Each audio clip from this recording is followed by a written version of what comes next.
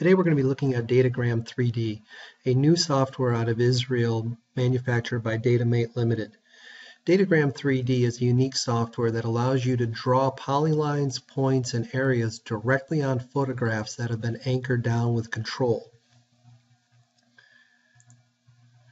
This software allows you to use virtually any camera and any PC to do the work. However, there are some things we recommend.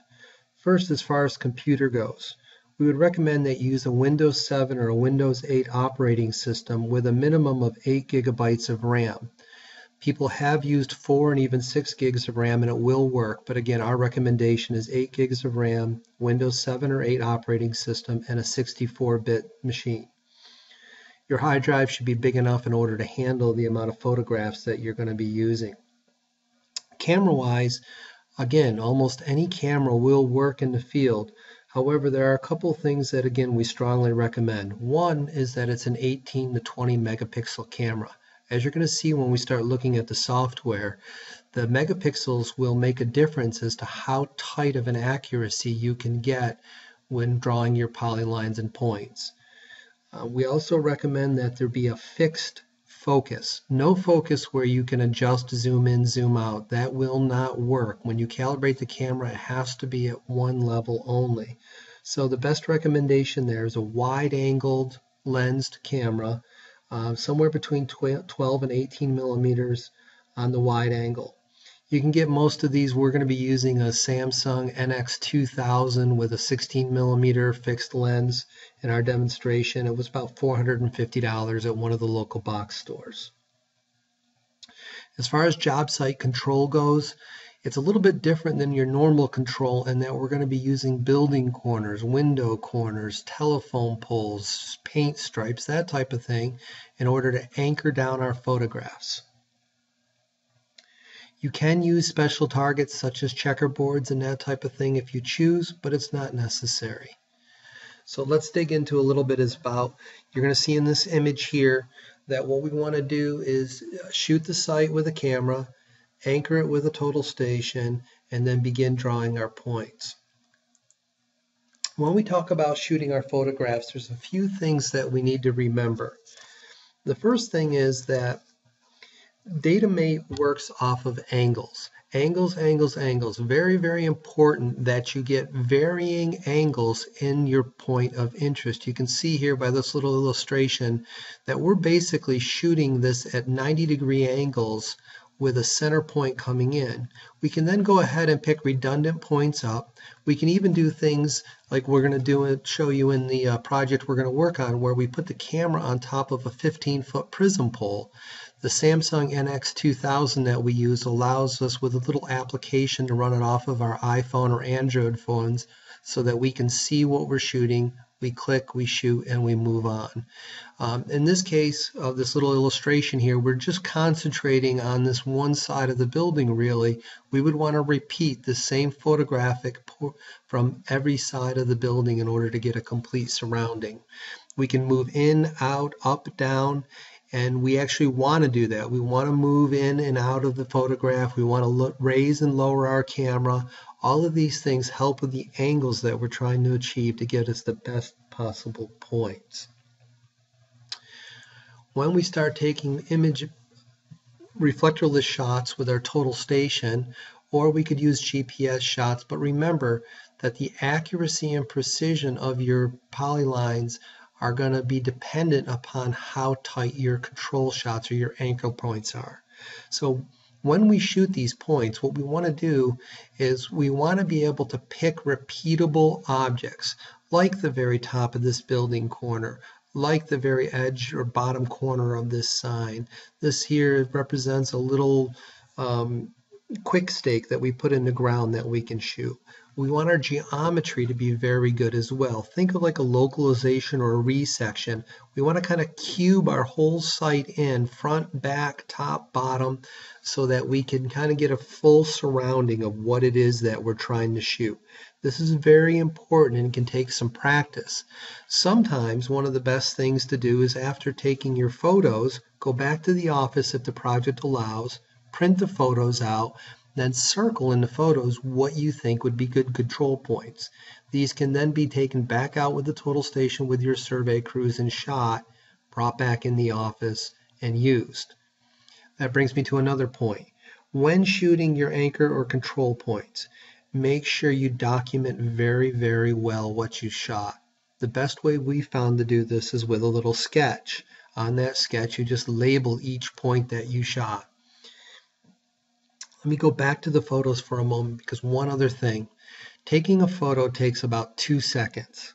We highly recommend that you take way more photos than you need. Triple, quadruple the amount that you think you might need. Take photos, photos, photos, photos. And if possible and convenient, take as many anchor points as you can as well. You may not and probably will not use all of them, but it's better to have them and not need them than to need them and not have them. Let's go ahead and dive into the Datagram3D software. The first thing we need to do when working with the Datagram3D is calibrate our camera. This process has to be done once and only once for each camera. I've got cameras in here, but let me show you briefly how this is done. We go to our Tools drop-down and we choose Calibrate. We then enter a name for the camera we're going to calibrate. They give you an example down here of what they suggest. So we're just going to call this Samsung NX2000. We cannot use spaces. We need to use underlines for things. And then we can go ahead and put in whatever other information we might want about the camera, like the date, that type of thing. We then go ahead and go to our next step, Start. Now here, at this point, you want to print out one of these checkerboard patterns. You recommend you send it to a plotter and you hit your print button. It opens it up and you can go ahead and print this out. Once it's printed out, what you want to do is take a measurement from the very top corner of the black checkerboard to the very side corner of the checkerboard, and then again from the top to the bottom. You're going to want to write these measurements down because you're going to need them in your next step. So the next step is to go ahead and put those measurements in. In my case, the width of my checkerboard was 27 inches by 21.18 inches. The columns and the rows should be right if you printed the A30 checkerboard, which we did. The next step is telling you how to take your photographs. Now this is important because the first few times I tried to calibrate a camera, I failed. What you want to do is set your checkerboard on the floor and then stand in one position with your camera. You may need to kneel if it's on the floor at a 45-degree angle roughly from it. You can be up a little higher, down a little bit lower, but try to be within 5 degrees plus or minus of that 45-degree angle. Staying in that same position then, you will take one photo with the camera horizontal. You will rotate the camera about 45 degrees to the left, still in the same position, just rotating your camera, and take a second photo.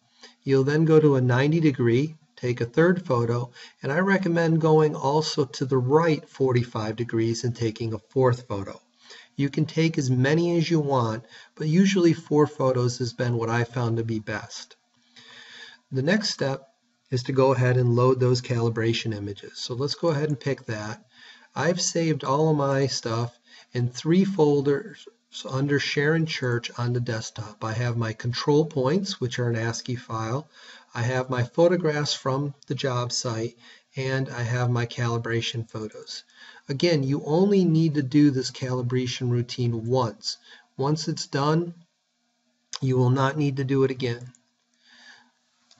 Here now it's going to go ahead and load the calibration, and I'll show you how we go ahead to our next step. So it tells us what to do. It tells us to pick the circles in the images. You'll see here in these photos that I kind of cheated and I just took the photos off of my computer, which is not the best or most accurate way to do it. But for the purpose of this demonstration, we'll show you how it's done. And so what I'm doing is I'm just clicking once on each photo and then making sure it picked the black circle from my target. You also want to make sure that in each photo you have all the checkerboard shown. Okay, you can't have it cut off in any way. So once that's done, you simply click your next button and the system will go through and try to calibrate. I expect at this point, because of the way I took the photos, for this to fail. And what we're going to see is a red circle come up that'll tell us that it failed. In the case that it worked, we would see a green circle come up telling us that we have an acceptable calibration. Okay, as expected, the calibration failed, and so we would want to go back and redo our calibration. I already have one done for this camera, so for the purpose of this demonstration, we're going to go ahead and use that one that I already have. So once our calibration is in there, the next step is to go ahead and load our images. Well, I'm sorry, back up. The next step is to create a new job. So we're going to go ahead and go to New Job, and we're going to create that job. Again, the structure is a little finicky in that you can't put spaces in the job name, that type of thing, but we can go ahead and create our job, and then it tells us to load our images. So I hit Load Images, I go to my folder where my photographs are found, and I start selecting images. Now this is where it takes a little bit of work in order to decide what you want to shoot. What we can do to help us pick the photos is we can right-click and choose Preview, and that shows us a wider picture of our photos that we have to pick from. You can see here what we're doing is the front side of an old church building. We're just going to scroll through a little bit, and these are some photos of the adjoining property. We probably will not use them, but as I said, I'd rather take more pictures than less.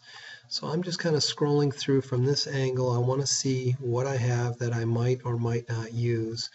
And so I roll through my pictures and choose a photograph that I think I want to use. And I'm going to go ahead and use this number 0808. So let me exit that and pick 0808, which is that one there. And what I'm looking for is I've got a photograph that's far back, but I've got about a 400-foot range with this particular camera, and it shows me a lot of the profile of the site.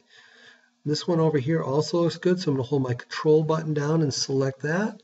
And then right next to it, I've got from another angle, and I'll show you what I'm looking for more in just a moment. So I've selected 3 photographs to start, and I recommend that you only do about 3 for your very first project and for starting the job.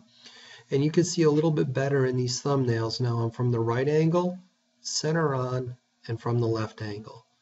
Now I have to select my camera calibration, and so I'm going to go ahead and select the camera that I'm using in this calibration and say next. You'll see here that it stores all the different cameras that you've used. We'll say next.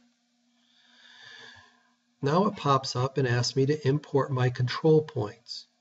So let's go ahead and look at our control file. What you'll see when I do that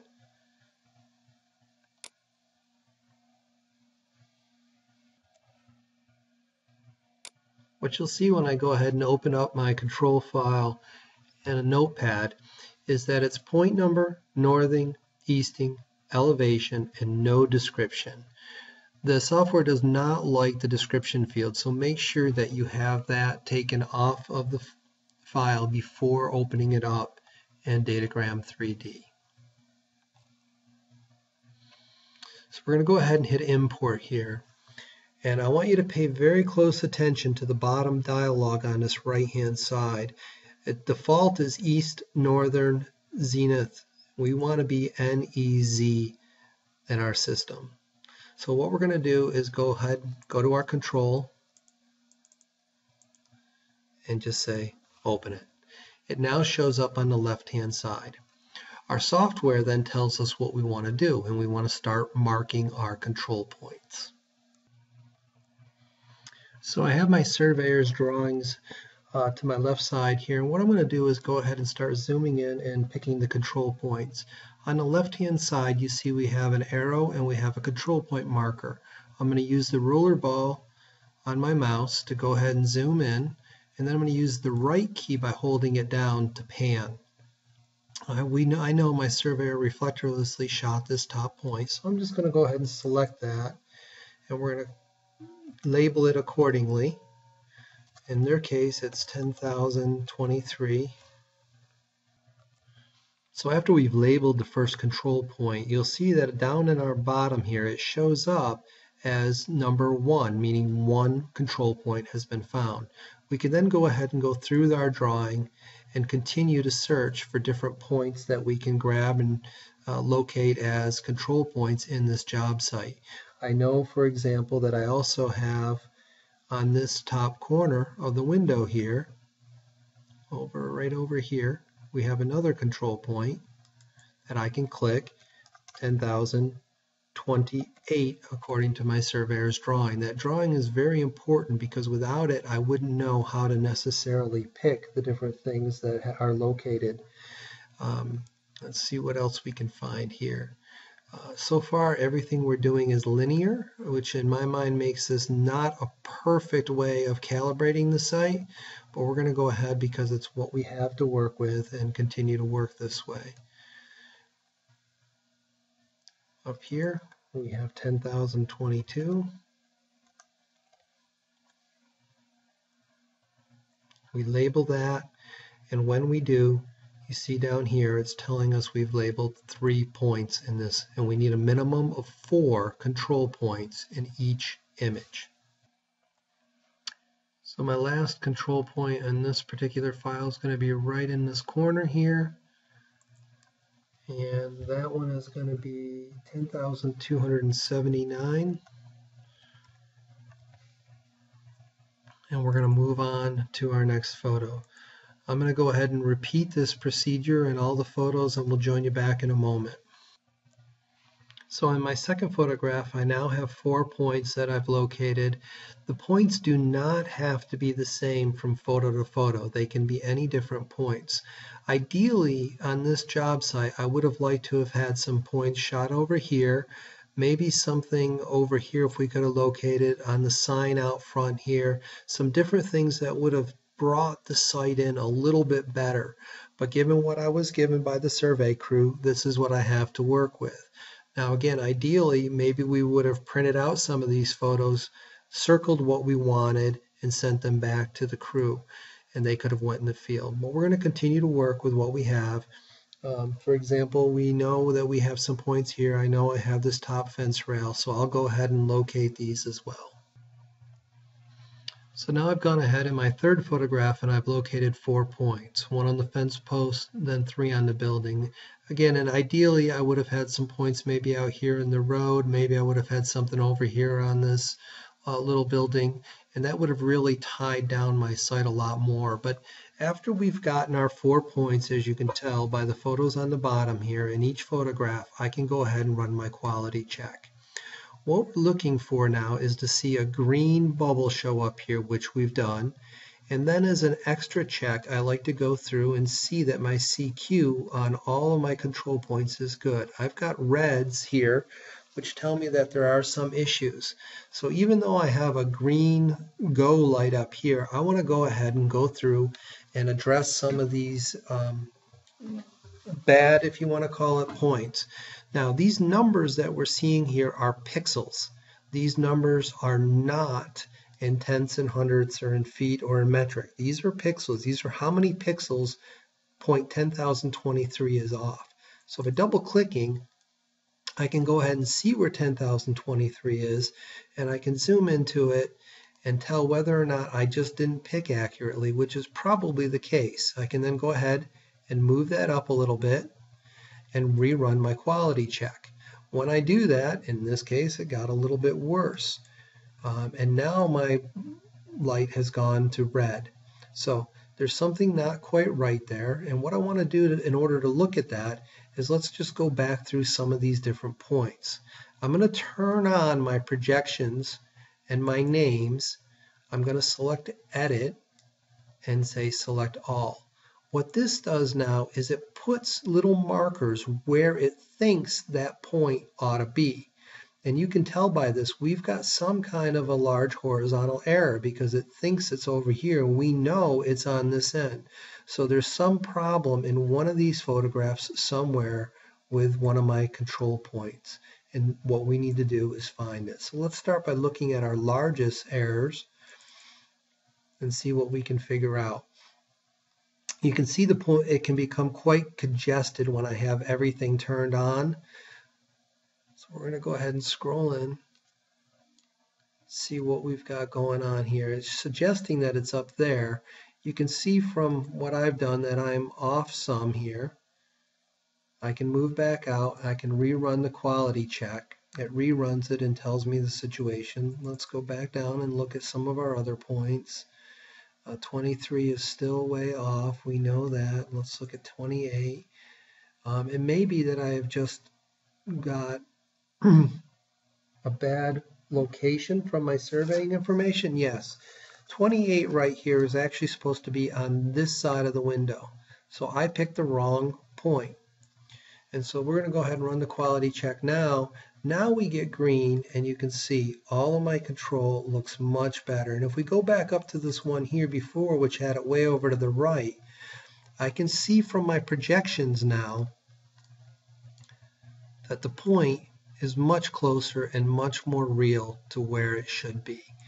So the whole purpose of looking at these projections, and we can turn their names back on, is to get a really good idea as to where things are supposed to be and how well they worked. At this point, I have 3 successfully registered photographs. I could go ahead and try to start drawing my line work. And anything that showed up in these 3 photographs would probably work. But because the system works on angles, and again, more angles, the best thing I can do for myself is to go ahead and load more photos. The more times the points you're trying to collect show in the photos, the more accurate your coordinate quality of each of those will be. So we're going to go ahead and load more photos. But before I do that, I want to show you what just happened with our control. I told you over here we were looking at the accuracy of it in pixels. Let's go to Report tab.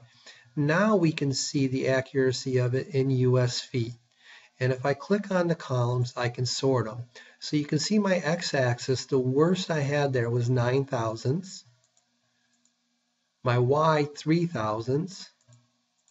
And my height was 12 thousandths. So I've got very, very good residuals on the quality of the anchoring of my points. Let's go ahead and go back to images, and let's go ahead and load more images. Now I could tell from those photographs that the pictures I took were all from ground level. So I'm going to go ahead and go into my photographs. I know near the end of the job I started taking some of the points from up on a 15-foot pole. And I'm going to go ahead and open up this last one here. Let's actually use this one over here.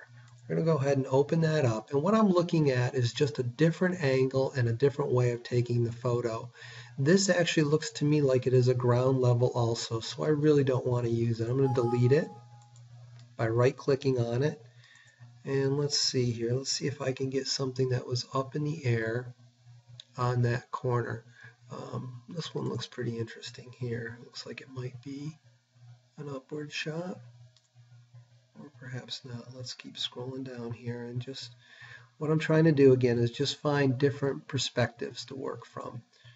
I want more angles, and the more angles I have, and this one you can tell I'm way up in the air, I'm looking down, so this one will be a nice one to work on. So again, we just say next. It takes us to our control points. You can see we've got 4, 4, 4, and then we've got none in this last photo. So once we click on it, we lost our green light, we lost our quality because it needs to be there. In this photo, I can see down at the bottom here, our surveyor actually put this little red marker on the windows. So I'm going to go ahead and select that. And this red marker was number 1. I'm going to zoom out. He's got a red marker also on this window here, which was number 3.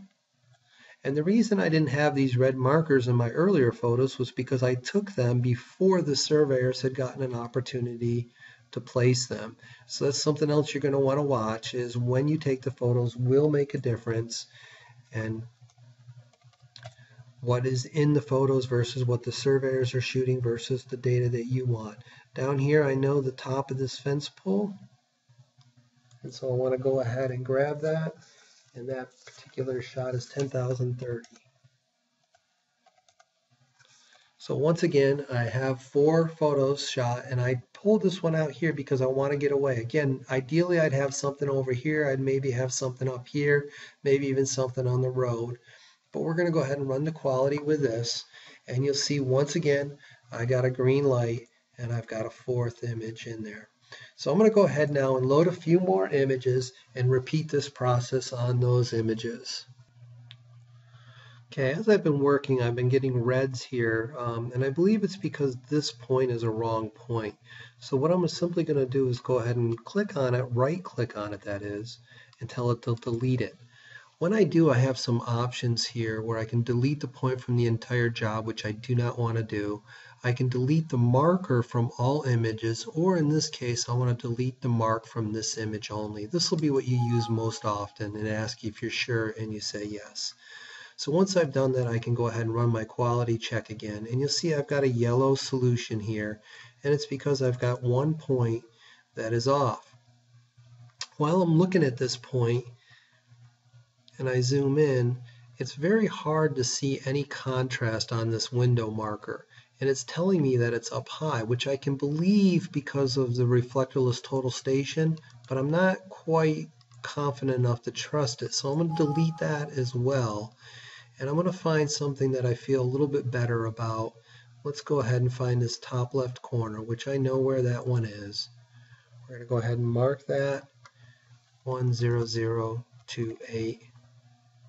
Okay, run quality control and see how we do. We've got green. So there gives you a little bit of an idea as to how I can manipulate and move some of the images in order to make sure some of the markers that I get the right photos. I can also come up here and check. That looks very believable with the reflectorless, that's where they would have shot. The same up there, again, depending upon the angle where they're shooting from. So I'm going to continue loading photos at this point. So now I've gone ahead and I've anchored a total of 8 photographs down at this point, which I think is going to be pretty good to start drawing. You'll see here as I go through them that I have them from different perspectives on the job site. Again, what I'm looking at is different angles that I can create into the same structure. That way it gives me a little bit better opportunity to get high quality polylines, points, and areas closed down at the end. So once I've done this, I'm ready to go ahead, and you can see by my quality here, I'm pretty good on everything I've done. Oh, I've got one mistake here, so let's go ahead and look at 1028 here and see what the deal is. If I go ahead and turn my projections on, you can see I'm a little lower than what it would have expected, so I can go ahead and address that. Make a little bit of adjustment to it, and it helps fix it out. So you can see though overall we're in really good shape. So we're going to go ahead and go to our new points tab now, and what we have here now is a drop down menu on the right hand side, and what this does is allows me to draw a point here, draw a polyline here, draw a closed area here, and measure between any 2 point nodes that I have. On the right hand side we can create layers, so I can give myself a layer name here of building, let's say. I can also assign that layer a particular color that I might want to use for that layer. And versions coming forward, we're going to have the ability to actually import your AutoCAD layers as well. Down here it's going to show the different objects that I collect when I do. So let's go ahead and grab our point button here and grab a photograph we might want to work from, let's say the front face of the building, and we're going to go ahead and just very simply come in. Let's actually do a closed polygon, and we're going to come into this window here, and we're going to go ahead and just draw around the window. We're going to start at the bottom of the eave here. It's asking us for a name, so we might want to call this Polygon 100. We could put a code and a description in there, window, whatever we wanted to call it. And we've got our first node point. We're going to go ahead and scroll over, and I'm not going to take a tremendous amount of time doing this.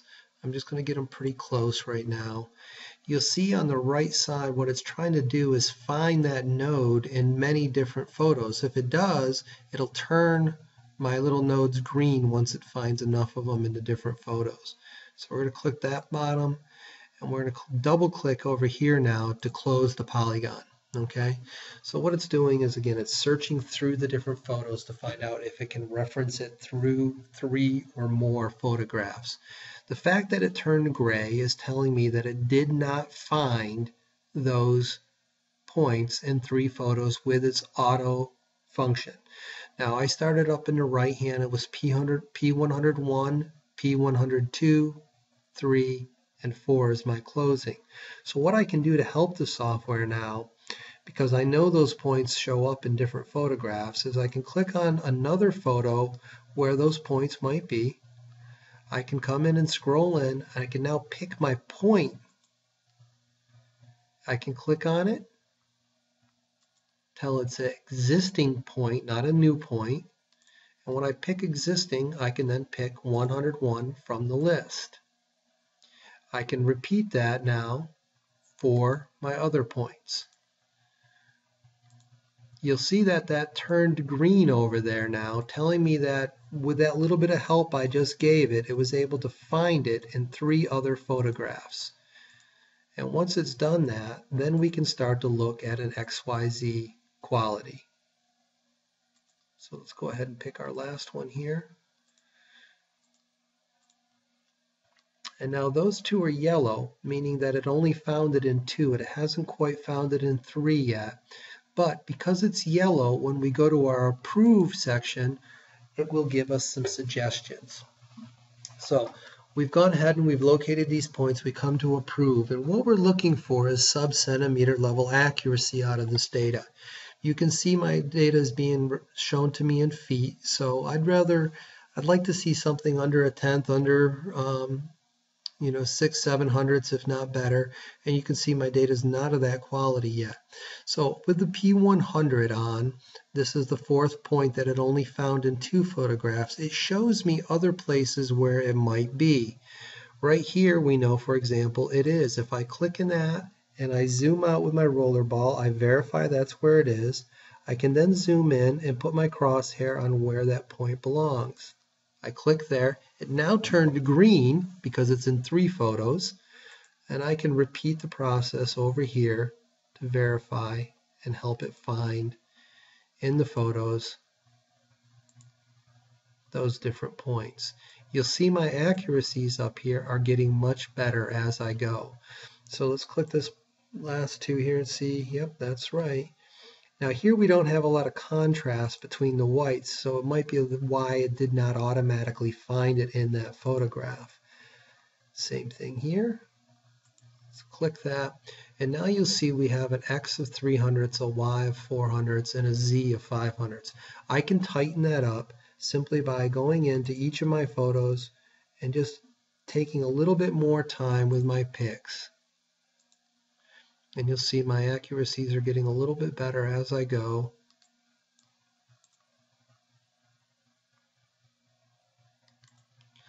And as I'm providing redundancy for the software to be able to say, yep, that's the point.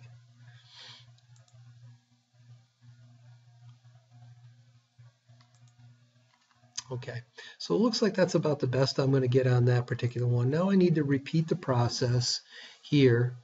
And once you get rolling on this, it becomes a pretty quick process to do.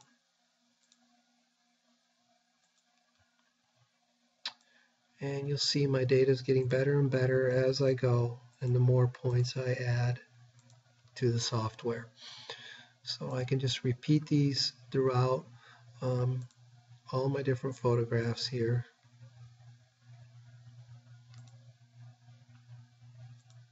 Making sure that I make the best attempts to pick accurately on my photos.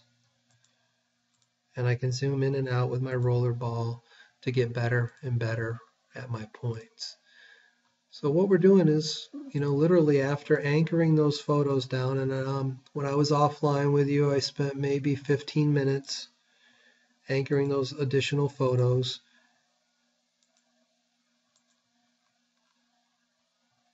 And that photo, it looks like maybe down here is our bottom window. Yep. And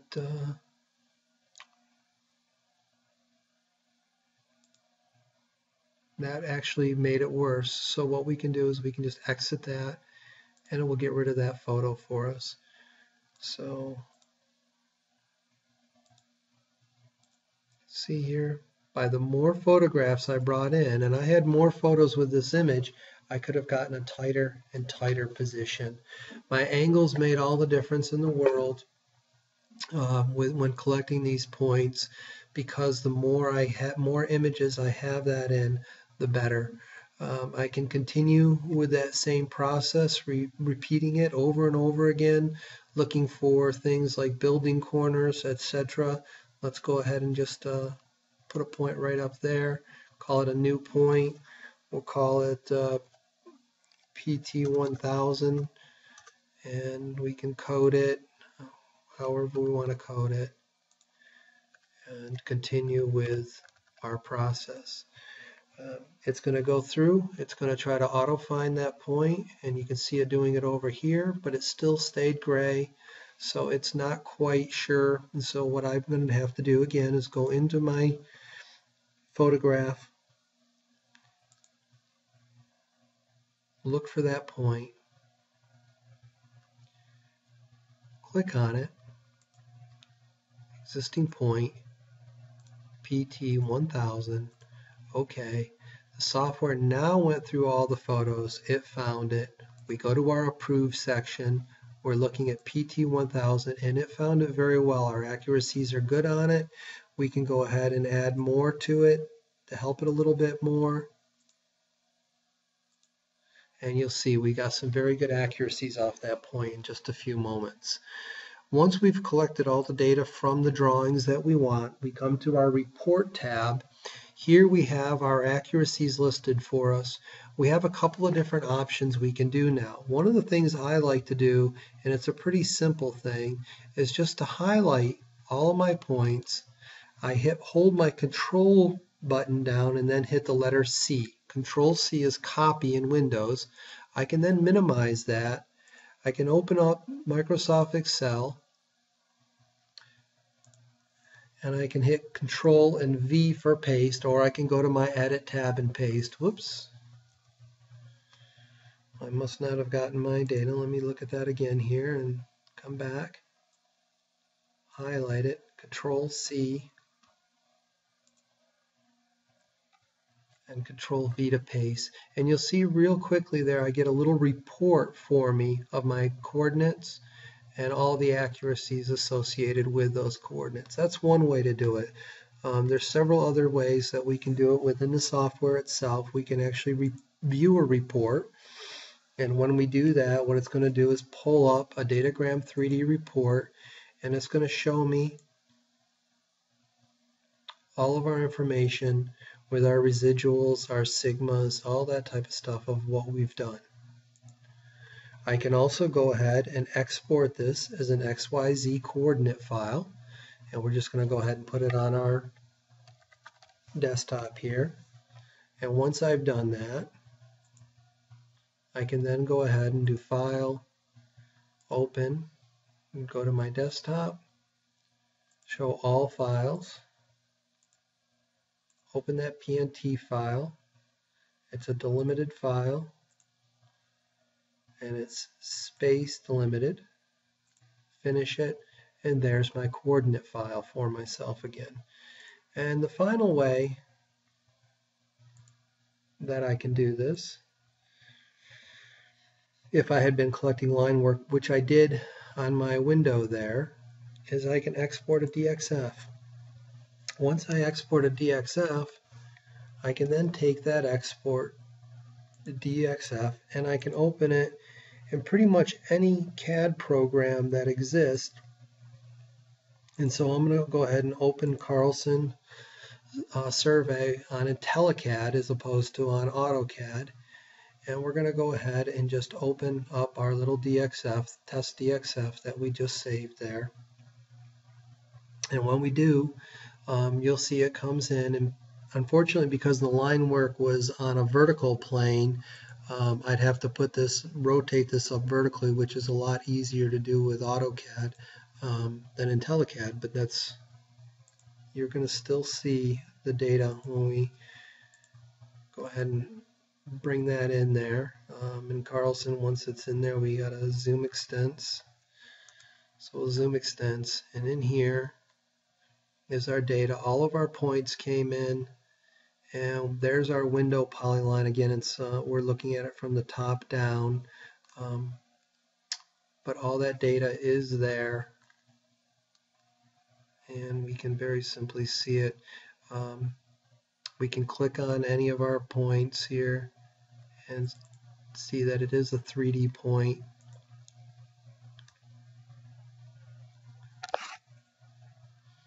And all your data is in a DXF format brought directly into CAD. Well, I hope that helps you understand a little bit more about the Datagram3D and the process that would be used to create the data. One last thing before I forget, I kind of skipped over this in the beginning, but Datumate, when you get it out of the box, comes in set up in centimeters. So in order to set it up in feet, we need to go to settings and simply change our measurement units here to US feet. If you have any questions, please feel free to contact eGPS Solutions. I'll put the information below along with a link to a little paper that we've written that goes over some of the process involved in how to collect your photographs and how to do your control points. Thanks for watching and have a good day.